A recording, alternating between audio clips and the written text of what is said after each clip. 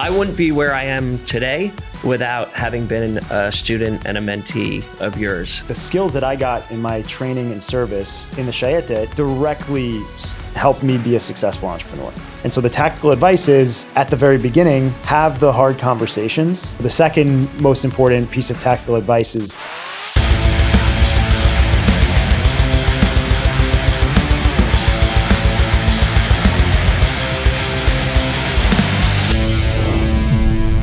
some people wait for opportunity. Others fight for it. Welcome to Tactical Wealth, the show where discipline, service, and real-world experience become pathways to financial power. I'm your host, Kaj Larson. On each episode, we bring you the stories and the wisdom of those who have gone from boots on the ground to successful careers, from military to wealth, and how they've done it so you can apply those insights to your own mission and your own life. This is Tactical Wealth, from military to money. Welcome to season 2 of Tactical Wealth. I am so stoked, amped, fired up. You can tell I'm excited because all my California lingo and jargon is coming. Today's guest was an officer in the elite Israeli Defense Forces Shayetet 13, which is the Israeli equivalent of the U.S. Navy SEALs. Really, really extraordinary, unique story there. We'll get into it. He's also a 2-time exited founder. He is an advisor, and a board member of Version Bravo, which is an incubator accelerator type organization that I actually went through myself.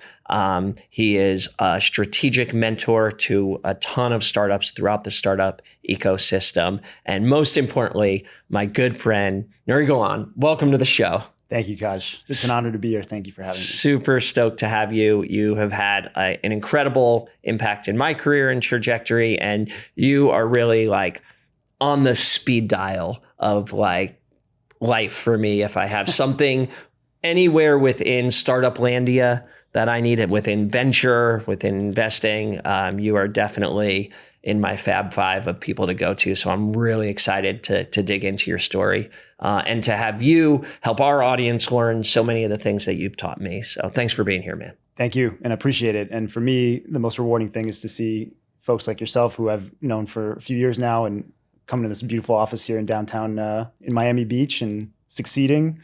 That's all the reward I need. Yeah. Well, we're the early stages of like trying to make Miami like some kind of hub for this stuff, so we got a lot of, good things to sell. The beach is a block away. Great. Well, look, I want people to understand your background because your path is so unique, and you're actually the first officer that we've had from a foreign military on the show. So, but you're American. So tell us how you came to service. Yeah, so I grew up in New York. My father is Israeli, so he served in the IDF and moved to the U.S. After his service. Met my mom, who was born and raised in Brooklyn. I grew up in a very Zionist family, also a very patriotic family. Love America, love Israel. But those forces were always very much around me growing up. My grandfather was very involved in the Zionist movement when he was growing up. He also escaped the Holocaust from Germany. My father's family, many of my aunts and uncles served in the IDF. So there was always kind of a piece of me that knew I wanted to serve or was interested in serving. In 2006, I was visiting in Israel during the summer when the Second Lebanon War broke out. My cousin had actually moved from the U.S. to serve in the IDF. So I was sitting with him on a beach when he got a phone call from his officer saying, hey, get to base, we're going to war, because some soldiers had just been kidnapped and it was pretty clear what was going to happen. So being there in the summer and seeing everyone, my contemporaries, everyone my age going off to fight in a war had a huge impact on me. And basically that was when I decided, okay, I'm going to finish my undergraduate degree because I was in the middle of my degree at George Washington, and moved to Israel to join the IDF. Yeah, and was there ever a point where you were like considering a fork in the road, like, oh, do I serve in the American military? Do I serve in the IDF? Was that a tension? Yeah, very much so. Because again, I grew up in the U.S. I love the U.S. I still live here. I lived in Israel for 10 years, but I'm a dual citizen. I value the principles of both countries very much. Ultimately, I felt that 2006 summer had a big impact on me, and I felt that I could have a little bit more of a direct influence and impact serving in Israel. This was also, 2006, 2007, 2008, U.S. was in, kind of the Different kind of war. Yeah. different kind of war. Things. I was also living in D.C. from 2004 to 2008, so there was a lot of everything going on in Iraq and Afghanistan. Ultimately, I made the decision to go to Israel. Yeah, amazing. Now, for people who aren't familiar, when you go over to Israel to serve, there are a good number of Jewish Americans who do that process, but they often end up, I think they call them lone soldiers. Is that right? Yeah. If your family's not living in Israel, there's also lone soldiers who don't necessarily or have like family trouble. So they'll call them, they fall into that same category. But right. But usually they go into a unit that, like, and no disrespect to anybody's service, but like less of a frontline unit. Some of them, you didn't actually speak Hebrew, right? When you went over? I had a decent level of Hebrew. Like if two Israelis were speaking to each other, I probably wouldn't be able to follow, but I picked it up pretty quickly because I had a good base. But, Americans who want to serve, who have like Jewish heritage are welcome. They go over, they serve honorably, but they're often in support roles. You did something really unique, right? I would, so it's not necessarily, so I wouldn't say special forces was definitely a new thing around when I entered the IDF, and there were some trailblazers there, like my cousin who I mentioned, who ended up in special forces, the paratroopers. But actually a lot of the lone soldiers do end up in frontline roles. They'll go to like infantry units or special forces, conventional units, because that's where the military also pushes them. They can help them more. They can give them certain services that maybe their needs are met a little bit better. They discourage you from going to special forces because, one of the benefits of a lone soldier is that you're supposed to be able to go home for 1 month out of every year. And in the Shayetet, they're like, you're not going home for a month. That's ridiculous. So they kind of discourage you from going to those units where you don't have the ability to get those needs met. But they're certainly, the people who move to Israel to serve in the IDF are typically the most motivated folks. And so they're certainly on the front lines. And you saw that in everything going on since October 7th and the war in Gaza and the other wars, Lebanon, Iran. Not for the first time really, but we saw a lot of the casualties were lone soldiers, hostages who were lone soldiers. Idan Alexander, who was released a few months ago, thanks to the efforts by the US and President Trump to release him. And of course, everyone in Israel. He was a lone soldier, born and raised in New Jersey. And you weren't you the first person to serve as an officer first American to serve as an officer in the Shayetet? I don't think they keep records of that. I don't know of others, so I don't want to say like 100%, but as far as I know. Let's say you're among the first. So that's a wild experience. So you're American, you show up in this special forces unit, you have to go through selection, your version of BUDS, just like I went through, right? What was that experience like?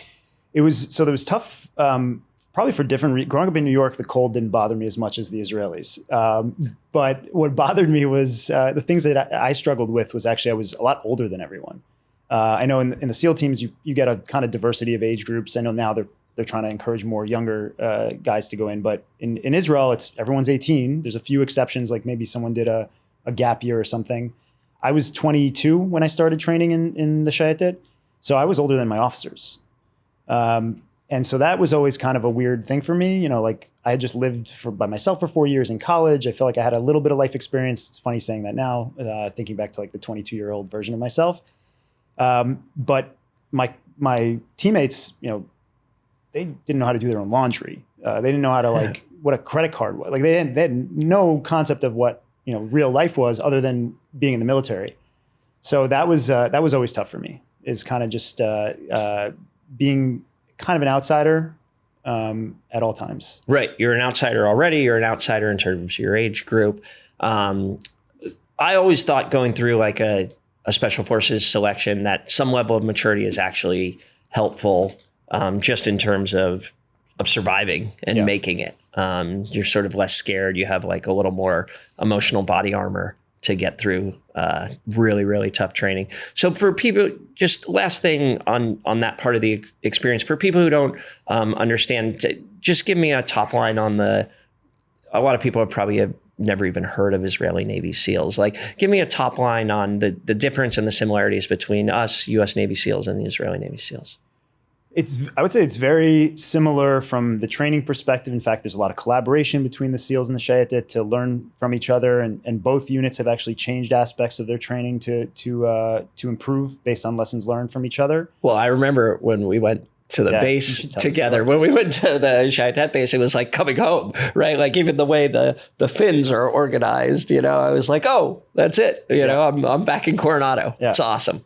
We talk a lot. We'll get to Virgin Bravo, I'm sure, but the aspect of why the Israelis and the Americans, the Shayetet and SEALs always click so well together. It's like, well, there's something about cold water that just brings people together. It's like if you've been put through that, there's something between you that will always live on. Bonding loves misery. Yeah.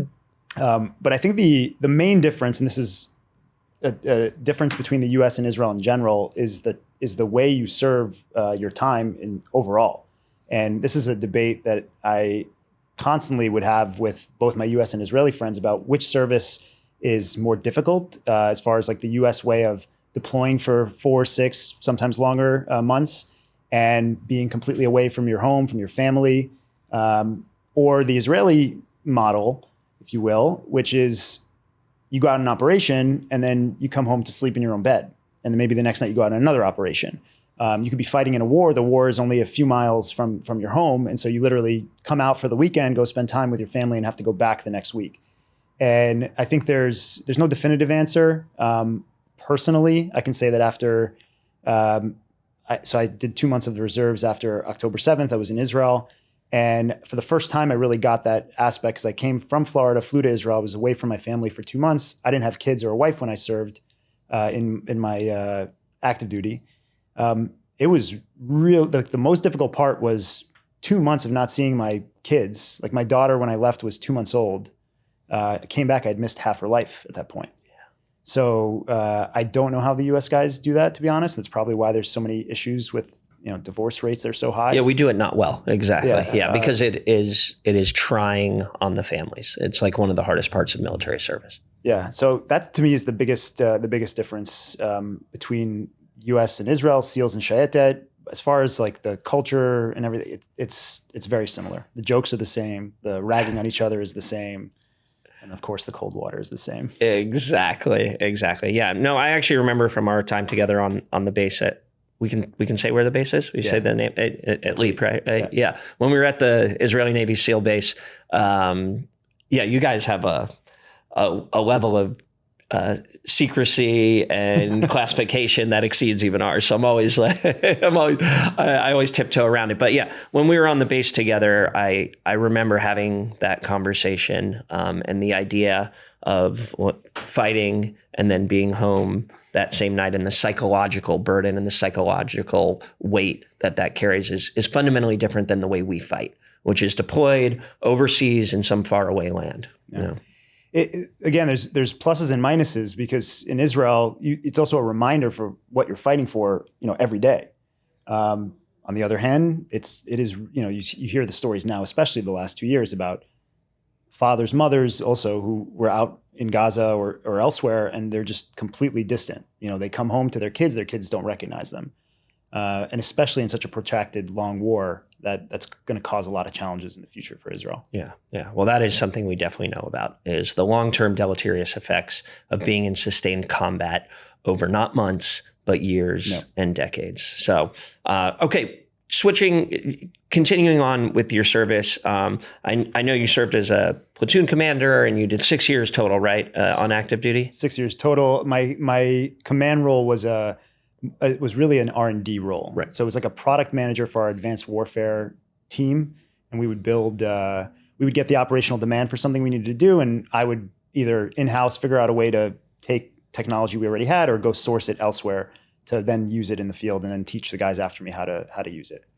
Which is really interesting. And do you think that actual role and job within the service became part of the springboard for your transition into entrepreneurship? Absolutely. I call it a product manager role because I didn't realize this till later, but that's what I was doing. And obviously I didn't use that term when I was in the service, but later on I realized that essentially what I was doing was product management, getting a demand from a customer. In this case, the customer was partially myself, but my teammates or the rest of the planning team for an operation, and translating that into technical requirements, and then going out and sourcing a piece of technology or a product or a weapon that could accomplish the operational demand. Can you give us like a non-classified example of like a technology that sort of, or a type of technology that would come in that then you would either request or evaluate or modify and then try and put into operation? No. Probably. No, there's simple things, Right. like a specific weapon. This will be a funny one. There was an operation. Actually, I probably shouldn't say because telling you what it is will give away where we went. I have a different one. We actually used LiDAR to map a beach on a very significant operation. And that was, nobody knew what LiDAR was back in the day. This was before autonomous driving was using LiDAR. It's laser direction and range finding, right? Yeah, it shoots out light beams, and based on the reflection of those light beams, you can map out essentially. It's what, like Google Waymo cars, they use LiDAR primarily to sense their surroundings. And you could also map out, the terrain of a beach, for example. So if there was an operation, you needed to land on a beach, you might go ahead of time to map out the beach, see where you can land a boat. Yeah. In the old days, we did it with a lead line. We swam out there, we drop and we take some pictures. Yeah. Yeah. So if you're going to a place where you really don't know what's out there and you can't map an entire beach in the amount of darkness, the time of darkness in one night, then maybe use a LiDAR. And so that was an example of something that we, creatively came up with to use to solve an operational demand. Right. And you had to basically take it from the civilian world and then repurpose it for the military application. Right. Amazing. Okay. And were there a specific set of military skills that you developed at this command that you felt primed you for success in entrepreneurialism? I think a combination of so I studied mechanical and aerospace engineering before my service. Funny anecdotal story. When I went to the tryout for the unit, we call it a gibush. They actually pulled me out. The unit has a psychologist that lives, Yotam. It's Yotam. So at the time it wasn't Yotam, he had just finished, but at the time, whoever the psychologist was. I gotta break. Nobody will appreciate this probably outside of us, but Yotam is essentially like the Yoda of the Shayetet community. He was first an operator and then he became a psychologist, and he is this like ageless guy. He's probably young, but because I think of him as Yoda, I think of him as like this 100-year-old ex-warrior who then became the command psychologist and helped all of the younger operators like us be emotionally prepared for the realities of combat. Yeah. And he's so full of wisdom. Yeah. He's my life spirit animal. I joke with him all the time. Yeah. But so I got pulled out by the unit psychologist who said, "You just finished a 4-year aerospace engineering degree. What the hell are you doing here?" I'm like, "Is there a problem? Can I just go back to suffering on the beach, please?" But so my aerospace engineering degree, kind of that engineering mindset, the scientific method of having to experiment and try things, and that was very much the same mindset in my R&D role, which is, hey, if we're going to go take a piece of technology out, or we're going to go change our operating procedures because we think we can with this new piece of technology, penetrate a radar system. We better test, very robustly and make sure that that's the case, because we're putting our lives on the line by doing that. So that kind of mindset of test, iterate, make sure, confirm. Don't let you just want to run forward and let your cognitive biases drive you. No, you gotta really make sure that what you're planning on doing is going to work. And so that method applies very much to the startup world. In Version Bravo, we talk a lot about treating your startup like it's a scientific experiment. So you have an hypothesis. This is what I think the gap in the market is. I have a hypothesis for how I'm going to solve that, and I need to go test it. And at the beginning, you're just asking people and talking to them. And then eventually you are actually creating a minimum viable product. And then you're doing a soft launch, and then you're trying to gather feedback. This is all the scientific method: hypothesis, test, iterate, hypothesis, test, iterate, and trying to actually prove yourself wrong, not necessarily prove yourself right. Right. Amazing. So you complete your 6 years of service. How is your transition out of military service? So it relatively smooth. And I think this is another difference between the US and Israel, is that in Israel, you're kind of still in it and surrounded by it. I did a lot of reserves my first few years. So, I was still kind of back and forth between the tethered military. to the community. Your friends are all the folks you served with. They're all around you. So you still kind of have that anchor, if you will, to kind of fall back on. You don't feel completely thrown out of it. But there's other aspects. Like for me, I did my MBA right after my service, and I actually looked at that like that would be a kind of year off for me. Yeah. You and I have talked about this, but I think some kind of graduate school work or degree work, if you don't have your undergraduate degree, is the best soft landing out of military service, not just because of the knowledge gained, but because you increase your social circle or your network, so much, and your diversity of thought and opinion, because the military can be insular. And I think Shayetet can be very insular, right? Yeah. So that for me was kind of a soft landing. And I jumped right in. We started our first Exo Technologies, our first company, with three co-founders other than me. Two of them were in the MBA program with me. And we started that company before we were even halfway done with the MBA. It was a 1-year full-time MBA. And so I kind of jumped right back into it, but there were challenges with working with people who didn't have the same standards that I did for myself. That was probably the biggest problem that I had, was learning to work with people who hadn't served in such an intense environment. And when someone says, "Hey, I can't do this tonight because I have to do X, Y, Z," being like, "What do you mean you can't do this tonight? Like, it needs to get done. Just do it." That was a challenge, but luckily I had co-founders who really helped me and guided me. Adam Wiener, I don't think you met him, but he's very involved now with Virgin Bravo. He's my partner for what we're doing with the transition. Was a big influence on me in helping kind of pull me out of my Shayetet officer shell.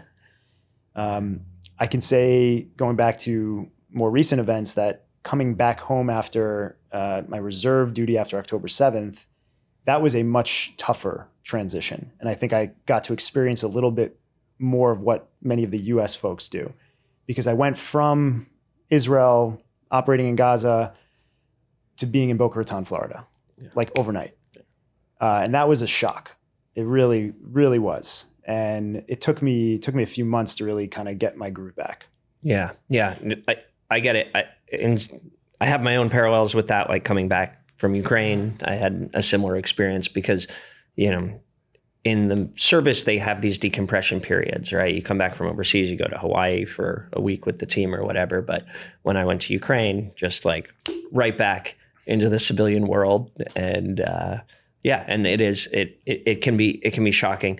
What made you though? When you're in B school, what made you decide to go down the path of entrepreneurialism versus taking a corporate job somewhere and working for the man? I watched a lot of Shark Tank. Yeah. I went to business school. My father's an entrepreneur. He had a ton of different businesses, and so when I finished the military, I was like, you know what? I want to go to business school because I feel like that's one part of my world that I really have very little experience in and knowledge in. And I figured if my dad did it for so many years, I probably could be good at it. So that's why I decided to go to business school. And the program that I chose was specifically focused on innovation, entrepreneurship, and actually encouraged you, go work for a startup, go start a startup, and do it in the program if you want. And so that was kind of just the area that I felt would be better for me, is working for myself, working on my own, as opposed to going to work for a big company. Yeah, and I want to get into this more, but I want to really get your opinion on it. I do think that the special operations community is inherently entrepreneurial. There's something about the personality makeup of people who are attracted. I don't know how much nature nurture it is, but there's something about the personality makeup of people who go Navy SEALs, Green Berets, PJs, that they then have a hard time modularly plug and playing into a traditional corporate culture, that they do have this spirit of entrepreneurialism baked into them. Has that been your experience as well? I mean, that's the core thesis of everything I do right now, basically, is that I only realized this later on in my career, but the skills that I got in my training and service in the Shayetet, but it's not limited to just the Shayetet, it's really any military role, directly helped me be a successful entrepreneur. Whether it's learning how to do risk management and risk analysis, and of course leadership and being gritty and not giving up. All those things are the obvious ones, but like decision making under pressure. These are things you do on a daily basis. You have to do, cost benefit analysis and decide, and go this way or this way. Am I gonna, if I plan this operation, are we gonna be here or here? And you look at the risks associated with every single one of those decisions, and you also have to plan. Okay, what happens when things go wrong, and how do I recover from them? That is a core part of being an entrepreneur. And so I think that being a special operator, especially, you're trained in those skills that maybe don't seem like they are relevant for a startup environment or a business environment, but they very much are. There's more recognition of that today, I would say, especially with the rise of defense tech. Look, I obviously agree with that thesis completely. At the same time, I also believe that nothing is black and white. We live in the gray, especially in the special operations community. We live in the gray. But I also believe that there are a series of learned habits and behaviors from the special operations community that can be an impediment to good entrepreneurialism, right? And one of those is when you're in the SEAL teams, like the number one thing that gets you granted admission into this elite club is the ability to never ring the bell. You never, ever ring the bell. You never quit. And I think that gives us a mentality of drive, and not knowing when to quit. And sometimes not in combat, not in buds, right? But in the business world, knowing when to say when is actually a skill. And some of us don't have it. Yeah. It's a big, so like nobody's perfect, right? And so everyone has their advantages and disadvantages. And with entrepreneurship, I think that you've highlighted probably the biggest disadvantage, especially special operators. What I try and what we try and do in Version Bravo is reframe that and say, listen, don't quit, but make sure you're analyzing the right data and making the right decisions to keep going. So we talked about the scientific process. Let what the customers are saying, let what what the data is saying guide your decision. So don't give up. Just if you have to shift or pivot, do that. But it is certainly something that they need to be made aware of so that you can make sure that you're not just running straight into a brick wall with no way of getting out of it. Because in some ways that is our cognitive bias. And one of the good principles of early stage entrepreneurship is the ability to pivot quickly, right? And not just, believe in your idea so much that you go down with the ship. Well, we also try and get to the guys as early as possible, so they're not necessarily completely bought in on the path that they're already going on. I've advised dozens, if not hundreds, of startups at this point, and there's a very clear relationship between how annoying and hard my job is as an early stage advisor with how far along the process they are. Because if they've already decided this is the solution that we're building, trying to get them to go back and do the customer discovery properly and build the right product for the right market is so much harder. Because even if it's subconscious, they're bought in on doing it, what it is they're doing, and we're working with a lot of special operators, so that we're stubborn. Yeah, that makes it even more difficult. But if you get to them early enough and you kind of show them this process and how to go through it properly, then hopefully once they set that stubborn path of them, there's no chance of giving up on this. They're at least headed in more or less the right direction. Right compass direction. Yeah, I like that. I really want to talk about Version Bravo, but real quickly, you've built two companies. The first company you built was the Kubernetes company, or that was the second? First company, that was actually the third. The second one, so the first and second were related. They were both GPS technology companies. The second one was a spinoff of the first company. So Exo, which was the first company, we sold to Lear Corporation, big automotive tier one. And then we had a spinoff of that company for non-automotive use cases, which we also sold to Super Pedestrian, which was a micromobility or scooter company. Last mile transportation. Yeah. And then the third company was Civio, which was a cloud Kubernetes, so a cloud. That's how I didn't like that company very much. Don't put this in the podcast. I didn't even know what it was. I remember we were sitting up there. I was like an early stage entrepreneur, new to the tech world. And you're like, oh yeah, I'm building my current company, is this Kubernetes. Like, you guys know what Kubernetes are. And I was like, oh yeah, who doesn't, Yeah. The third company was Sosivio, which was a cloud. I don't even remember. That's crazy.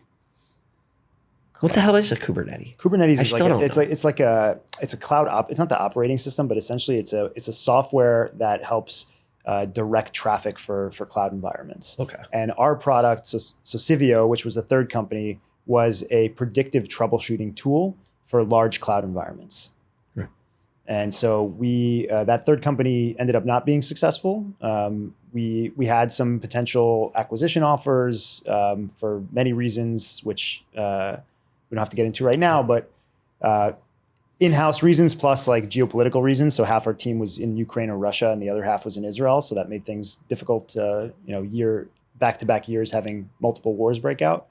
But that's not, there is something interesting there that I want to unpack, and then I want to talk about Version Bravo. But I mean, you're already a 2-time successful exited founder. You do a third startup. In general, your probability of failure of your first startup is like unbelievably high, 90% or something, right? Your probability and then it decreases with each subsequent startup. But in some ways you got a successful first startup, successful second startup, but the past performance was not a good predictor of your third company. Is that just because nobody bats 1,000 or this was an outlier? I think nobody bats 1,000. I think, I obviously did a lot of thinking after the company shut down about what led to it. And I could blame everyone and, all the problems and the wars. But ultimately, I think that I think this speaks to another reason why special operators make good entrepreneurs, the culture of debrief and self-assessment and, a relentless desire to improve. I spent a lot of time thinking, what could I have done better? What were the decisions that I made that would have led the company to succeed? I feel like I learned way more from the third company, which failed, than from the previous two. And ultimately, it came down to decisions that and things that I would advise, that I would have at the time advised any other startup founder not to do, and I did them. And so the biggest lesson I learned was you can make the same mistakes again. Like, you're not, just because you've had 2 successful companies doesn't mean that you're guaranteed to be successful. And so if there's these little red flags or little things in your head that are saying, hey, maybe, this is a problem, this is a problem, this is a problem, don't just think you can overcome them. And that was really a lot of red flags that I saw going into Sosivio that I ignored or told myself, I'll fix it, it'll be fine. Yeah, well, look, I was even thinking about one small thing you advised me when I was going through my acquisition and selling my company about culture fit. And I was like, oh, that's just one of those things like people say, and like I ignored it. And it speaks to this operator problem of both the problem and the promise of operators turned entrepreneurs is that we have a strong mind. Yeah. and like how you break your own will is almost unique. I mean, maybe other entrepreneurs share that commonality, but that is the operator's challenge. Also, as operators, when you're training and you eventually serve and deploy and go on operate, you're not taught to think of those like softer aspects and how they're going to impact you. It's like you turn all that off when you're an operator. How am I going to feel in this position, or how that's not a consideration. Where bigger life things, and when your family gets involved and you have business partners, like you have to start to really consider some of those softer aspects of life, whether you are going to wake up every day and want to be in that position, if you're going to feel like you're progressing in your career, and if the compensation is enough for you. Like, these are just considerations that you don't have really as an operator. Yeah.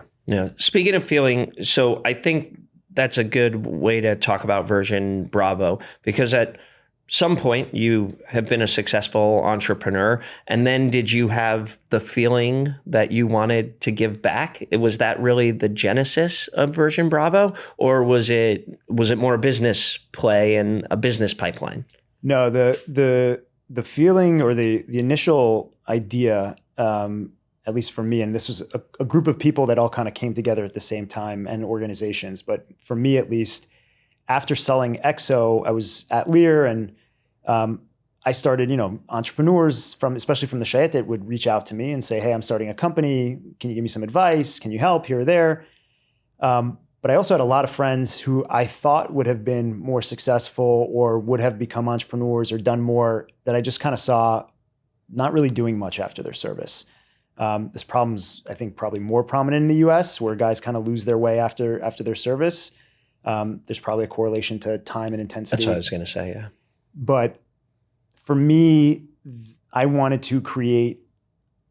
the realization that the skill, like I said earlier, the skills that I got in training and service really helped me as an entrepreneur.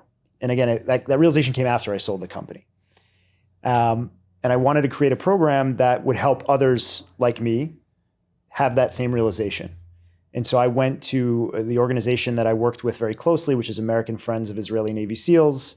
They run a lot of the post-service programming for the Shayetet in Israel, and said, I think we should start a program that's dedicated to entrepreneurship. There's a lot of other programs, PTSD, life mentorship, some really amazing programs that have now expanded beyond just the Shayetet community because they've been so successful. But the chairman, Eric Zoller, thought it was a great idea, and that set in motion basically the bringing together of a lot of different folks, including U.S. SEALs. Yeah, how did that idea come about to pair U.S. SEALs? Well, maybe give like a top line about what Version Bravo is, and then like how did the idea come together to pair U.S. Navy SEALs and Israeli Navy SEALs? So Version Bravo is an entrepreneurship program, 10-week program that starts in Israel, finishes in the U.S., and it is training in not only how to become an entrepreneur, but how to utilize the skills you already have to become an entrepreneur for special operators. It started as just the Shayetet and the SEALs. And the idea was that the U.S. and Israel are such close allies. They work together in service, especially the SEALs and Shayetet. There's a lot of cross-training. And why not work together post-service, since there's still a lot that we can learn from each other, whether it's, the U.S., the access to capital and networks and, operational excellence and knowing how to do something very, very well.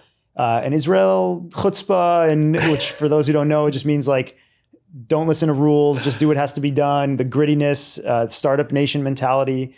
And you got to experience it firsthand, but there's really something special when you bring those two communities together where everyone gets to, you talked in some of your previous podcasts about building teams with diversity of thought. And I've always found, and I'm an embodiment of this to some extent as my background as a dual citizen, but when you bring that US operational excellence together with the Israeli startup mentality, or chutzpah, if you will, that brings some real magic in the startup world. Yeah, amazing. And where is Version Bravo at now? So Version Bravo is going through some big transitions, I would say. And so actually, I'm going to stop that. I want to go. Okay, I'll come back to that question. But before we do that, what I want to actually say is how. Okay, so at this point, you've run 4 cohorts of Version Bravo, right? Yep. So almost getting close to 60 different operators, companies going through what is Incubator Accelerator correct or semi-correct? I would call it a entrepreneurship program. Entrepreneurship program. Okay, cool. It's changing. We'll talk about that. But so in your capacity, both as the director of Version Bravo, where you've helped SEAL veteran entrepreneurs build dozens and dozens of companies, and then also in your current role as sort of strategic mentorship and an investor yourself. What are some of the tactical takeaways? What are some of the general things that you've learned by observing hundreds of entrepreneurs building companies? What would be your top 3 tactical takeaways for veterans and entrepreneurship? Let me say this. I think that the 2 biggest things that kill companies in the early stages are founding team dynamics and a lack of real customer demand. So it's going to be a long way about to get to answer your question. But the way, I think, first of all, veterans and special operators especially have skills that help them combat both of those things extremely well. So on the founding team dynamics, I think it's pretty obvious. We work in teams nonstop. We know how to operate in teams. We don't let frustrations go unvented, right? Like you tell people what you think about them, which is healthy in a lot of ways. And so you're building you know how to build relationships. You know how to work in very close teams. And so you see less. It still happens. I've seen founding teams that SEALs even that served together that had really bad breakups. Still happens, but the probability I think is much lower. So utilizing those skills that you have of team building, but actually like really doing it. And so the tactical advice is at the very beginning, have the hard conversations. A lot of founders avoid this, not just veterans, but many founders don't want to talk about like, okay, well, what's my job going to be? What's that going to look like in 3 years? Am I going to be CEO? Are you going to be CEO? What's the equity split going to be? Should we just do it even? Should it not be even? If I bring a lot more value, if I have experience, if I'm a serial co-founder, maybe I should have more equity. What are what's going to happen if one of us has to leave the company for good or for bad reasons? They just want to quit, or maybe they had a family emergency and they need to step away. Do they get to keep their equity? Does some of it get taken back? These are all things that you need to discuss ahead of time. It's like a prenup in a marriage. Yeah, and one step further, not just having the discussion, you need to codify it into the OA, right? Yeah. And like take the basic structural fundamental steps to build a business. But like a legal document is really just a way to capture an understanding between people, and the spirit of the agreement is what's most important. So even if you write this down on a piece of paper, like on a napkin, just the fact that you had to have the conversation, you understand where each person is at. By the way, it may open the door to understandings that you realize like this isn't a good person to work with. That will, I think, preempt a lot of the potential pain down the road. So that's like number one, have the hard conversations at the beginning about your partnership with your partners. The second, about the customer demand, this is probably the biggest mistake I see founders make, which is that they, when they go out to ask people, hey, I have this idea. Do you think it's a good idea? Who do they go ask at the beginning? Friends, family, my parents, my brother, my sister, right? Like you go to the people that are close to you because deep down, you probably don't want to hear a negative answer. So not only are you getting bad feedback, it's a bad sample of data, but you are, but you're not asking enough people. You're not asking the right people. Like you want to ask the actual customer segment that if you had your product, which was targeting veterans and trying to do financial literacy, you should probably ask veterans whether they need this product, right? Not your friends who didn't serve, or people, like your friends in finance who've been doing it for 20 years. And I'm over exaggerating to make the point, but a lot of people forget to do that or don't do it properly, or they go in to a friendly audience and say, hey, I'm building this is what's going to do. Like, doesn't that sound amazing? And as humans, we want to tell the other person, oh yeah, it sounds great. Now for them, it costs them, some breath to say, yeah, it's amazing. For you, it may cost you 2 years of your life to go build something that at the end of the road, nobody actually wants to use or pay for. And so the second most important piece of tactical advice is being very, very diligent and honest about your customer discovery process, not leading the witness, not asking people just to confirm, hey, is this a good thing to build, but trying to have a hypothesis and evaluate whether it really holds. Is a product like this that's solving this pain point really going to be desirable in the market? That still won't guarantee success, but it'll at least raise the probability. Yeah, and you're trying to achieve ultimately, just in the world of pragmatic advice, you're trying to achieve ultimately this holy grail, which is PFM, right? Product market fit, PMF, product market fit. If you don't got that, you don't got a business. And this is another challenge. I know it's an industry term or whatever, but you need people to buy your shit. Yeah, and you need people, founders many times discount. You're told as a founder, you're going to hear no a million times. Keep going till you hear yes. And it's true to some extent. But when you're talking to potential customers and you're giving them, you're asking them what their problems are, and none of them actually say the problem that you have in mind, then maybe you're working on the wrong problem. And being honest with yourself. And so going back to special operators, like the culture of debrief and being willing to like really look at yourself and your team and what are the challenges, and be willing to open like the scary doors. That is incredibly important in the early stages to make sure that you're not missing anything. And when you see real customer demand, authentic demand from a customer segment, you know it. And having worked with a lot of startups now, I've seen companies that find that very early on and others that don't. You know it when you see it. And if nobody's telling you they want the product, like, you should really be listening to that. Yeah. Your time is your most valuable asset and resource. And you do not want to spend 3, 4, 5 years working on something that at the end of the day, nobody wants. Yes. You'll learn a lot, but how many shots on goal do you really get? Got it. And now tell me about what's going on with the evolution of Version Bravo, because you're continuing to scale and expand even further. Yeah. So Version Bravo is actually splitting into 2 programs. So one of the, I would say, take it back.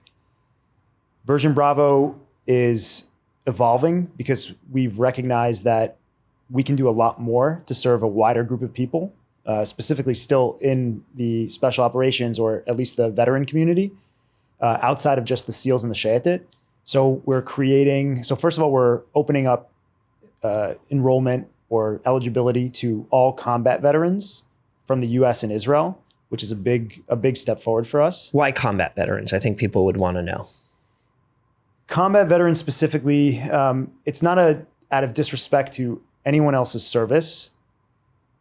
We know what our value proposition is as an organization. So talking about customer discovery and knowing what you do well. Our staff, a lot of the people that come as mentors to the program, they're combat veterans themselves. There is an aspect of, the recovery after service and the intensity of the service and the trust that you have with other people, it's a big thing to overcome when you've served in an intense environment, and to come back and who you work with is a big challenge a lot of times. So we're building a community and a program that addresses the gaps that community has, and also knows how to enhance the skills they already have. It doesn't mean that others can't be great entrepreneurs. It means we know what we're good at and what we're here to do. And so we're focusing on that community. Great. So there's the 2 aspects of the evolution of Version Bravo. So the first aspect is that we're opening it up to additional units. And then the second aspect is that we're actually creating an earlier stage program.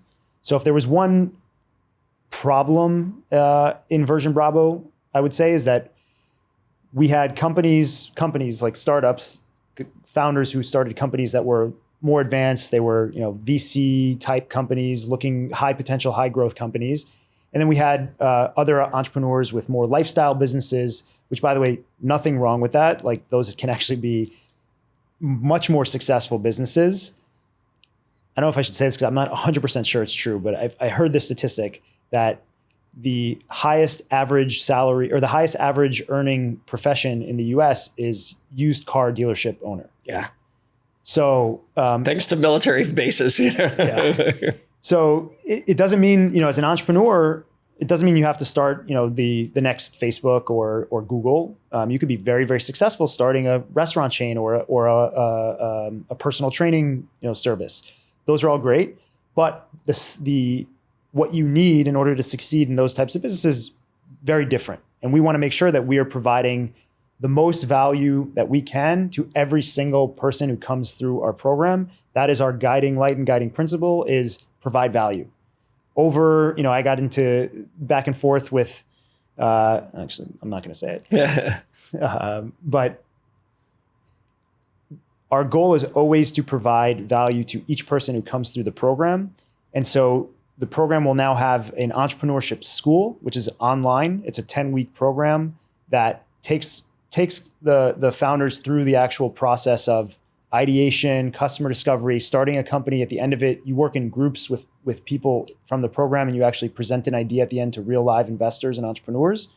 So it's showing them, if you're somebody who's just generally interested in entrepreneurship, you want to get a little bit of a taste of it so that you can then decide if you want to go start a company, that's the program for you. And if you already have a company and a team, or you're looking, you're just getting started and you have a real business idea that's been flushed out and you've done a little bit of validation, but you're looking to get it off the ground, then Version Bravo Accelerator is for you. And on that front, we're actually going to start to invest in the companies and take equity in the companies as an investment. So it'll fit like a typical accelerator model like Y Combinator or Techstars or any of the others. where we think we can provide a lot more value that way too. So you'll provide a filter for companies, you'll select companies, you'll put them through your accelerator, and you'll actually give an investment on the backside of that. You're raising a fund, and you'll actually seed those companies. Correct. So we'll invest actually coming into the program. So they'll get a check coming into the program, and then a check at the end of the program potentially based on their success during the program. Cool. And how are you raising capital for the fund, and how is that process? Well, it's very interesting actually. As someone who went from entrepreneur, startup founder, I've been an angel investor for 7 or 8 years now. Made probably 11 or 12 angel investments on my own. But raising a fund, you get to really learn how a VC works. And we don't have time on this podcast to go into all the economic model, but it's something that I highly recommend that every startup founder really dig into. I actually just wrote an article on this. I haven't published it yet, but I'm planning on doing it soon. When I was running Exo, my co-founders and I got a meeting with Kleiner Perkins, which big Sure. VC at the time. After Sequoia is top VC, and we met with one of the partners and prepared for a very long time and pitched, and I had a great pitch. And the guy looks at me, and he's one of the senior partners there. He says, I think you're going to sell your company for $200 million, and that's just not interesting to us.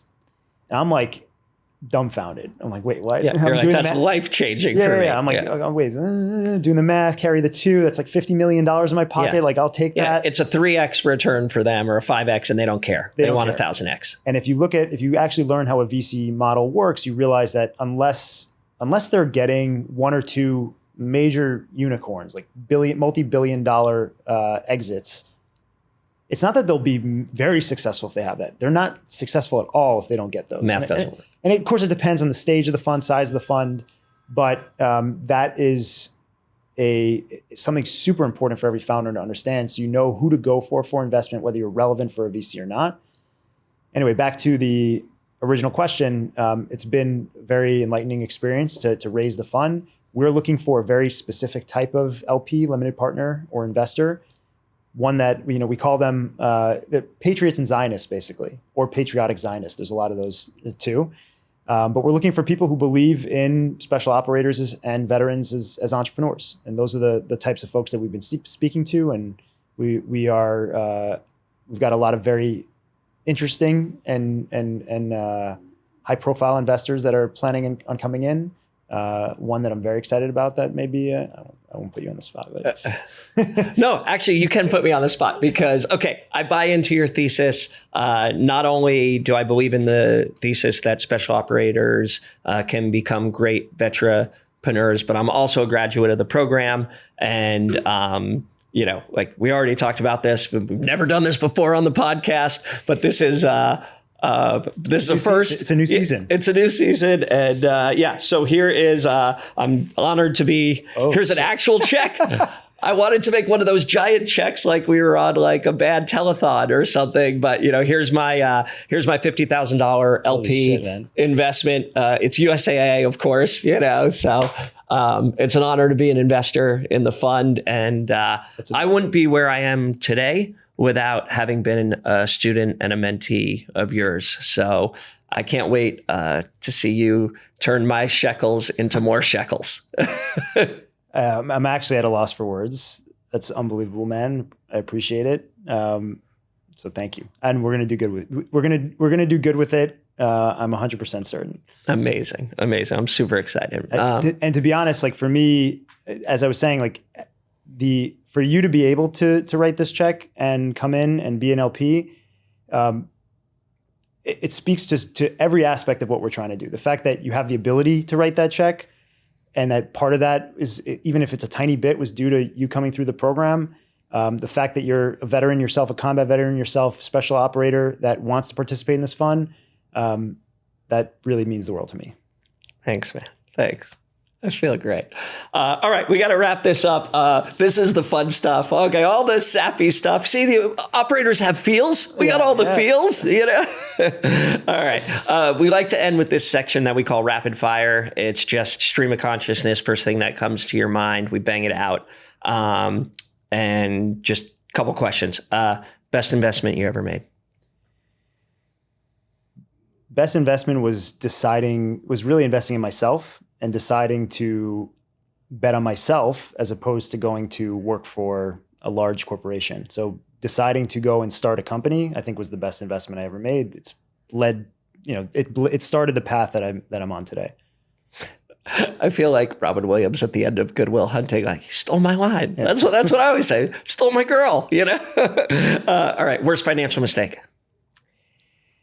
We kind of spoke about it, but I think that the decision following along kind of the same path, the decision to jump into a company. So the third company, Civio, I decided to join / co-found it when I was just not happy with what I was doing at the time.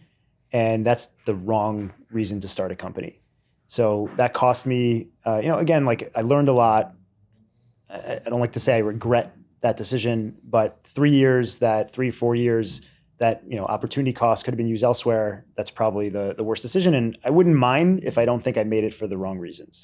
Yeah, you think you did a rose-colored lens analysis of the next opportunity because of your current situation. Correct. Check.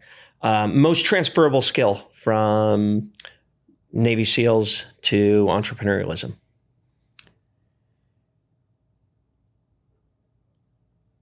The most transferable or the most relevant? Most relevant's good. I would say the most relevant is the ability to be honest with yourself, the culture of debrief and the self-assessment. That to me is like critical. It goes to the customer discovery piece. It goes to being able to like work with the team and not have an ego and be, like when you're making a mistake and the team is telling you, hey, we think we're going in the wrong direction, and being willing to listen to that. That came from my service. Yeah. You talked about this a little bit, but a military skill that you had to unlearn in the civilian world after getting out. Mm-hmm. The ability to hear no. The inability to hear no, I guess, is something I had to unlearn. Yeah. And that was a challenge for a minute. It's still, honestly, to be honest, like 10 years later, 11 years later, it's still hard for me a lot of times. Yeah. It's more just like knowing to turn it off. Yeah, exactly. Is there a book that you read that shifted your thinking about business or entrepreneurialism? I'm a big reader, so that's actually a hard question. If I focus it specifically on business, a little bit of recency bias here, but the book Deep Work by Cal Newport changed a lot of the way I like structure my day and do productive work and thinking about like emails and text messages as kind of busy work and noise, and then like more heavy lifting thinking tasks, like making sure you actually cut out time in your day and know how to prepare yourself for them and shut out some of that noise, and even like scheduling time in your calendar for emails and texts. I used to be the guy, I joked, my CTO from my first company, I'd be like, you don't respond to text, you're not fast enough, we need to hear from you all the time. And he's like, dude, I'm sitting here coding like an algorithm that can predict these orbits of satellites like better than the US government, like give me a break. And I used to give him a lot of flack for it. And now looking back, I realized like to do that kind of work, you really need to shut out the noise. So that one was I think one that really put a lot of things in where it helped change a lot of the way I go about my daily routine. Yeah, that's actually a great segue to the final rapid fire question. How you structure, first thing you do in the morning, how you structure your day. My day, I currently have a 4-year-old, a 3-year-old, and a 2-year-old. So I do not have very much decision-making power on that front. If I had my choice, it would be wake up, go work out. But right now it's wake up, hang with the kids for a little bit. They go off to daycare, and then I go to the gym. For me, I think that's probably a recurring theme here too, but that's my meditation, exercise, a lot of different forms of exercise. But that's if I don't exercise in the morning, even if it's a little bit delayed because of my kids now, my day is thrown off and I can't focus and I don't feel good. And so for me, that's like the anchor in the day. And then the other big, I think, like fixed piece of my schedule is wind down at the end of the day. So I'm very adamant about sleep and making sure that I stay away from my phone the first hour of the day usually, and the last 2 hours of the day. Doesn't mean I don't check it occasionally, or if I get a text that's super important, but it's off to the side. I'm not using it routinely, and making sure I can actually like wind down and slow down at the end of the day.